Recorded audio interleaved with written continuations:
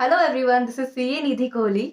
और जैसा कि आप सभी जानते हैं कि इनकम टैक्स रिटर्न की ड्यू डेट 31 दिसंबर 2021 है for the SSC individual HUF जिनकी टैक्स ऑडिट रिपोर्ट फाइल नहीं होनी या फिर नॉन कंपनीज।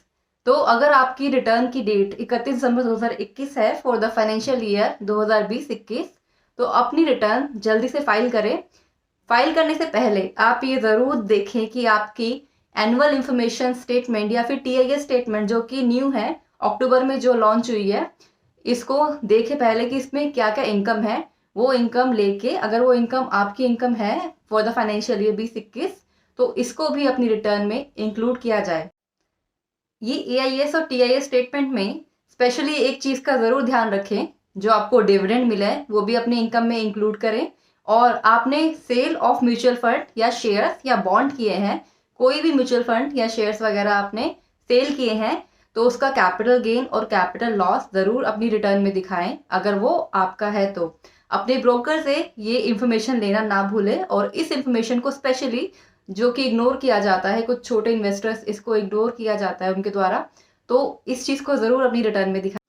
दूसरी इंपॉर्टेंट इन्फॉर्मेशन, अगर कंपनीज का 31 मार्च 2021 में लोन आउटस्टैंडिंग है तो उन्होंने ज़रूर अपना DPT-3 फॉर्म फाइल किया होगा आरओसी के अंदर।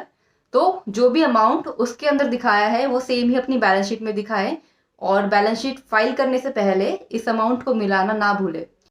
तीसरी चीज़, अगर आप एक अनलिस्टेड पब्लिक कंपनी है तो आप पे PAS-6 फॉर्म एप्लीकेबल होता है।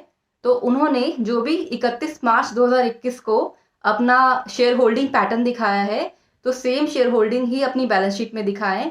तो ये सब फॉर्म्स को आप चेक करें कि आपने क्या क्या दिखाया इन फॉर्म्स के अंदर, तो सेम इंफॉर्मेशन एंड डेटा अपनी ITR रिटर्न के अंदर और अपने बैलेंस शीट्स के अंदर सेम डेटा ही दिखाएं।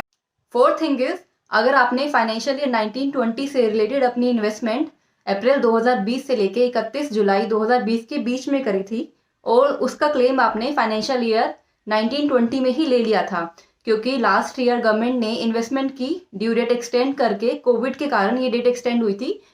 इसका इन्वेस्टमेंट की डेट 31 जुलाई 2020 तक की हुई थी। तो अगर आपने उस साल इसका क्लेम ले लिया था तो दोबारा इसका क्लेम आपको नहीं मिल सकता।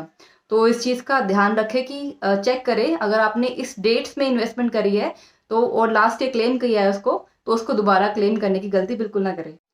फिफ्थ थिंग इज, क्योंकि आप सभी जानते हैं कि बहुत सारी ड्यू डेट्स जो है उनकी लास्ट डेट 31 दिसंबर 2021 है, तो 31 दिसंबर तक हमारे लिए बहुत सारे कंप्लाइंसेस हैं। तो उनमें से एक है हमारा GSTR 9 और 9C।